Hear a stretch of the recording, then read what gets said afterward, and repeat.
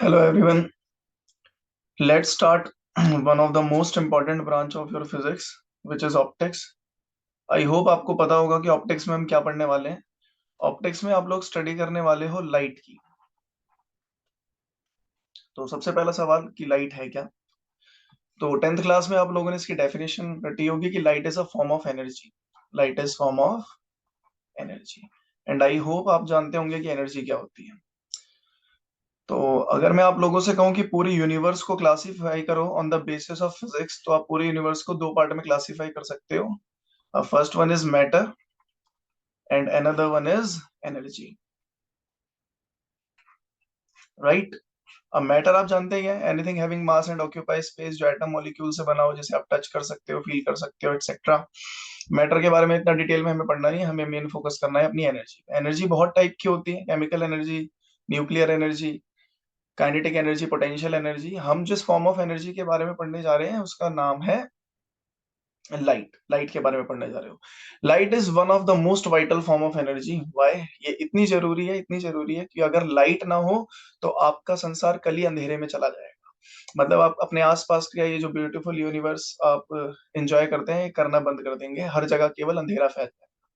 Light इतनी important form of energy है कि केवल इसको सेंस करने के लिए भगवान ने हमें दो सेंस ऑर्गन एक्स्ट्रा दिए हैं, which is human I, one of the most valuable organ of human body. Right.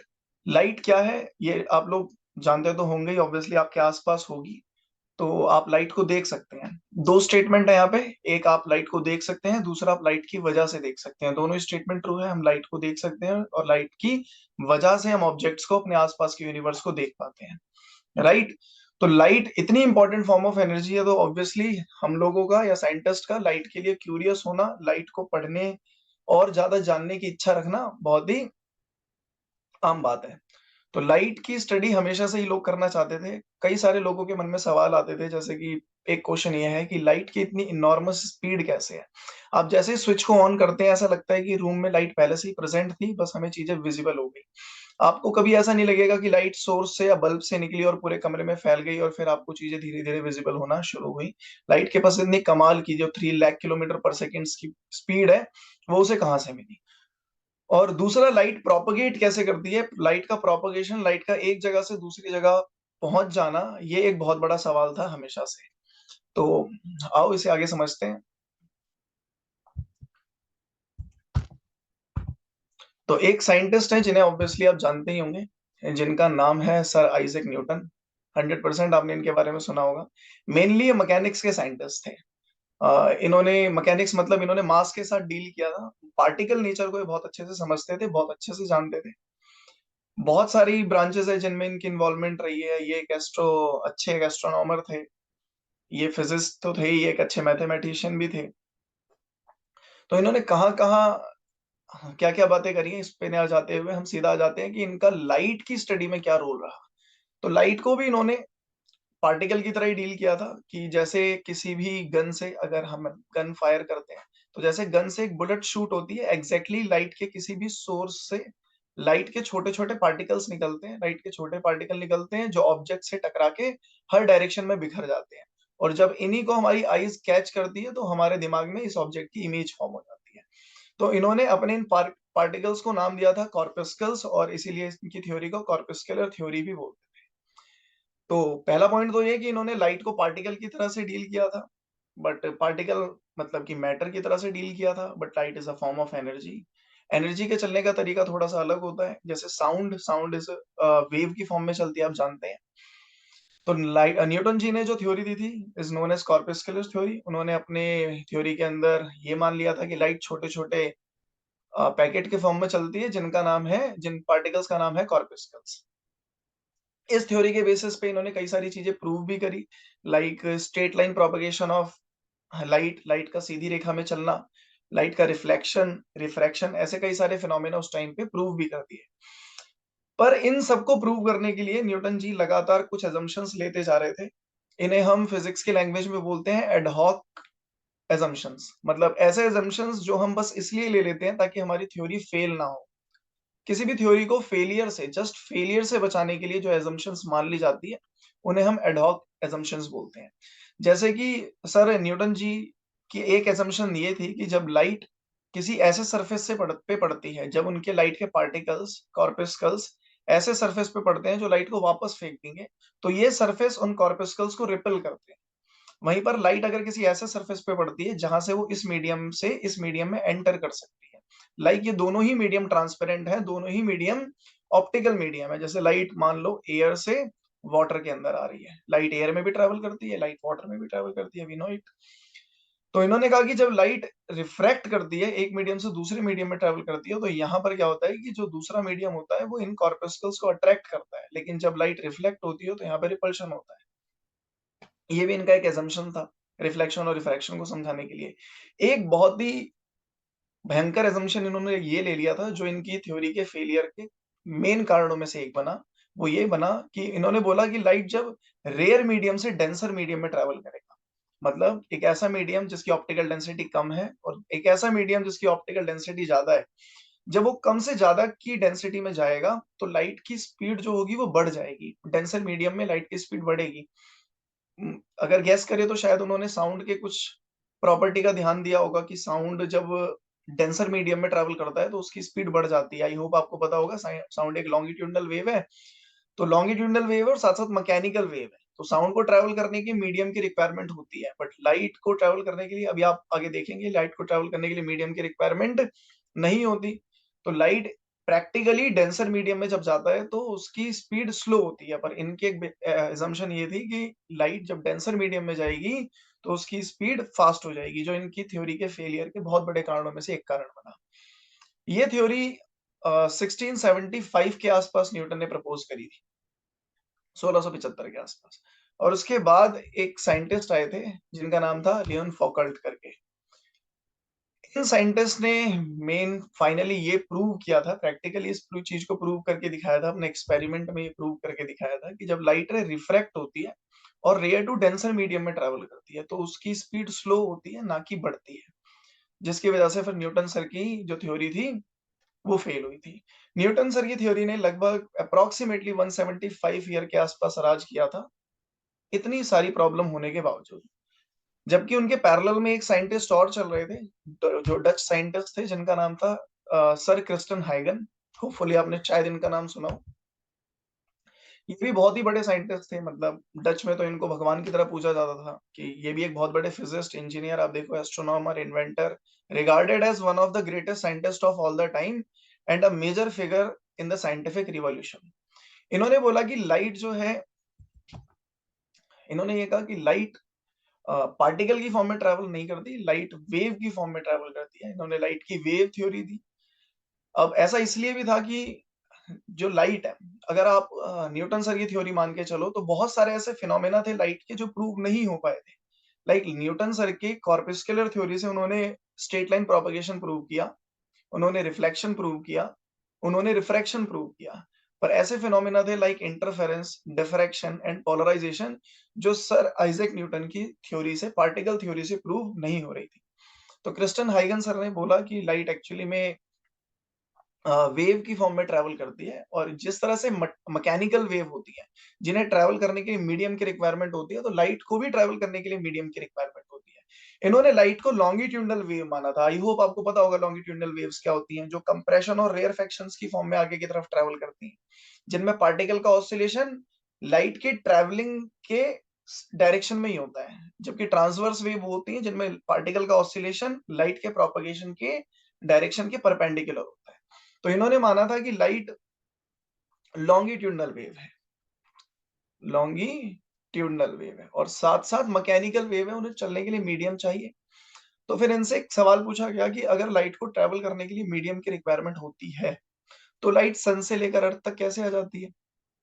ये जो 15 करोड़ किलोमीटर का डिस्टेंस है, वो ट्रैवल करके लाइट सन से लेकर अर्थ तक पहुंची, तो पहुंची कैसे? क्योंकि बीच में तो कोई मीडियम नहीं है, यहाँ तो स्पेस है, यहाँ वैक्यूम है। तो उन्होंने कहा नहीं, वैक्यूम जैसा कुछ नहीं है वहां पर। एक्चुअली यहाँ पर भी एक मीडियम है जिसका नाम उन्होंने दिया था ल्यूमिनिफेरस ईथर, एक बड़ा ही तगड़ा नाम दिया। उन्होंने कहा यहाँ पर एक मीडियम होता है ल्यूमिनिफेरस ईथर, जिसकी वजह से लाइट ट्रैवल करके हम तक पहुंच पाती है। ऑब्वियसली ये हाइपोथेटिकल मीडियम था तो ज्यादा टिका नहीं। फिर साइंटिस्ट आए थे माइकलसन मॉर्ले, जिन्होंने अपने दो मतलब माइकलसन मॉर्ले एक्सपेरिमेंट का नाम है, साइंटिस्ट ये है, दोनों नाम लिखे हुए हैं, एल्बर्ट ए माइकलसन और एडवर्ड मॉर्ले।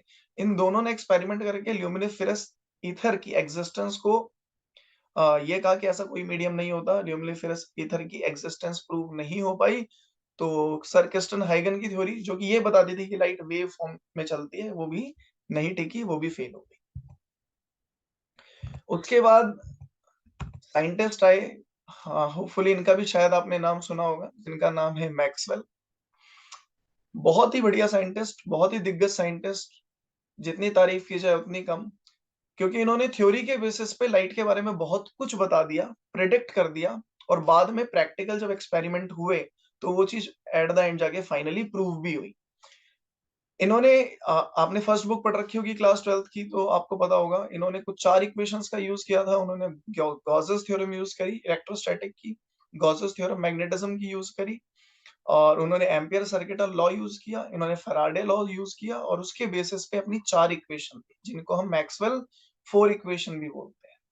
और इन इक्वेशन के बेसिस पे उन्होंने ये प्रेडिक्ट किया, ये है मैक्सवेल सर, इन्होंने ये प्रेडिक्ट कर दिया कि लाइट जो है वो वेव की फॉर्म में तो चलती है, but light is not longitudinal wave, light is transverse wave.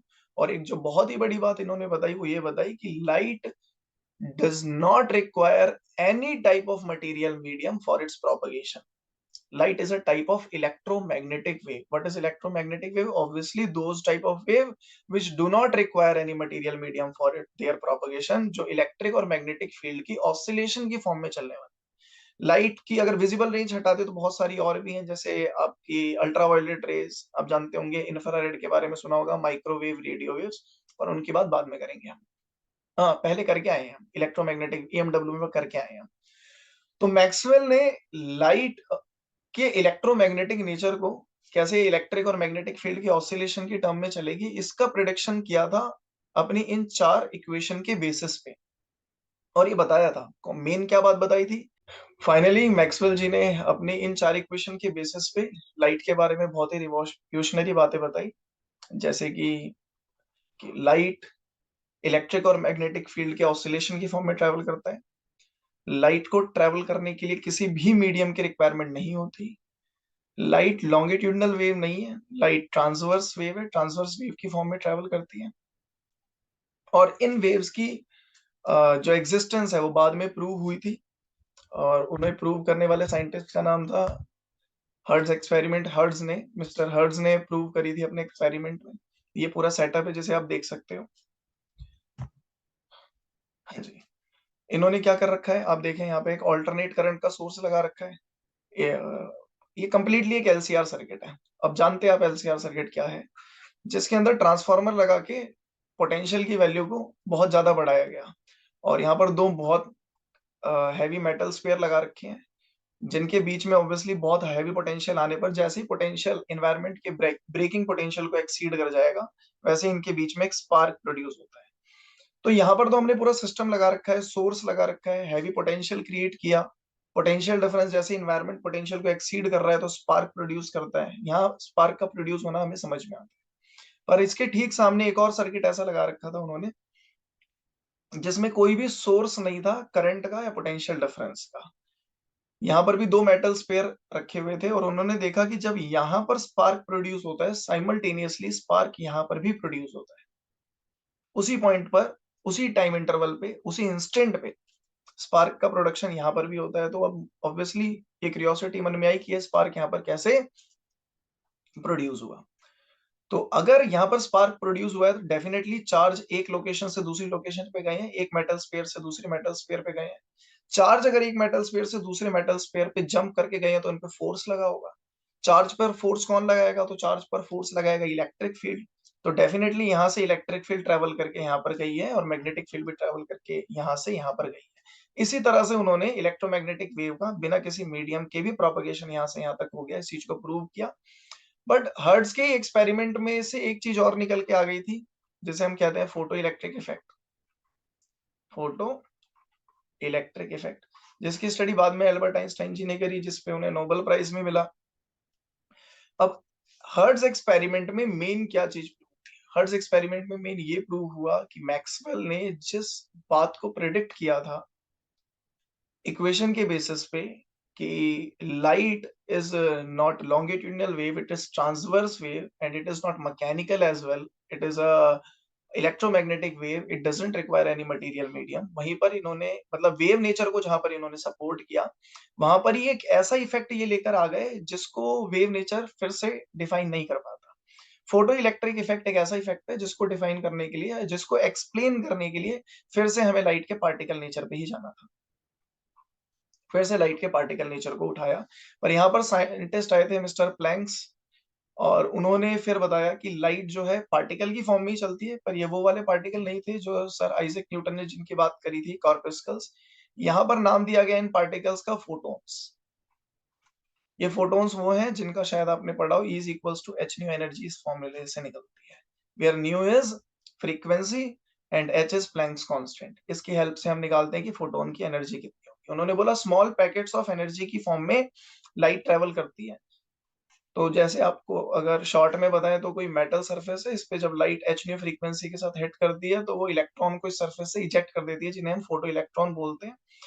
Obviously work function absorb हो जाता है और एच न्यू नॉट या फिर आप जिसे कह ले हाफ एम बी स्क्वायर, इतनी एनर्जी के साथ हमारा, इतनी काइनेटिक एनर्जी के साथ हमारा इलेक्ट्रॉन शूट हो जाता है। अब ऑब्वियसली यहाँ पर आप इसे वेव नेचर से एक्सप्लेन नहीं कर सकते। सर एल्बर्ट आइंस्टाइन ने बोल दिया था कि there is a interaction of two particle, one is photon and another one is electron. तो उन्होंने पहले ही फोटोन को पार्टिकल का नाम दे दिया था। तो फोटो इलेक्ट्रिक इफेक्ट एक ऐसा इफेक्ट आया, ऐसे कैम्पटन इफेक्ट आया जो लाइट के वेव नेचर से प्रूव नहीं हो रहा था। तो इसके बाद फिर निकल के आया कि लाइट का प्रॉपर नेचर क्या है, क्योंकि इंटरफेरेंस, डिफ्रैक्शन, पोलराइजेशन ये ऐसे फिनोमेना हैं जो वेव नेचर से प्रूव होते हैं, रिफ्लेक्शन रिफ्रैक्शन भी। और फोटो इलेक्ट्रिक इफेक्ट ये ऐसे फिनोमेना है जो पार्टिकल नेचर से प्रूव हो रहे हैं, वेव से प्रूव नहीं हो रहे। देन फाइनली जो कमबैक आया वो ये आया डुअल नेचर ऑफ लाइट। और जिसके बाद जब ये निकल के आया कि डुअल नेचर ऑफ लाइट है, मतलब कि एनर्जी के पास दो टाइप का नेचर होता है।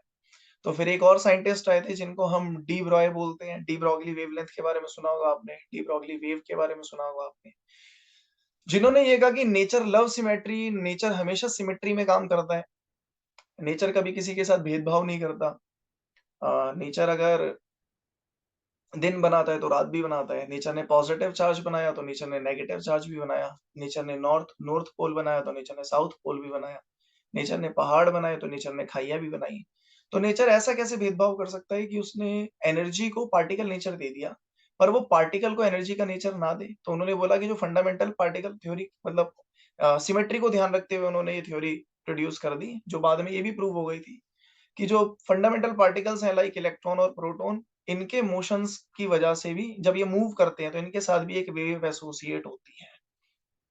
आई होप आप समझ पा रहे होंगे ये बात कहां से निकल के आई। उन्होंने कहा लाइट इज एनर्जी, और एनर्जी जब पार्टिकल नेचर को लेकर चल रही है तो ऑब्वियसली पार्टिकल को भी एनर्जी का वेव नेचर लेकर चलना चाहिए।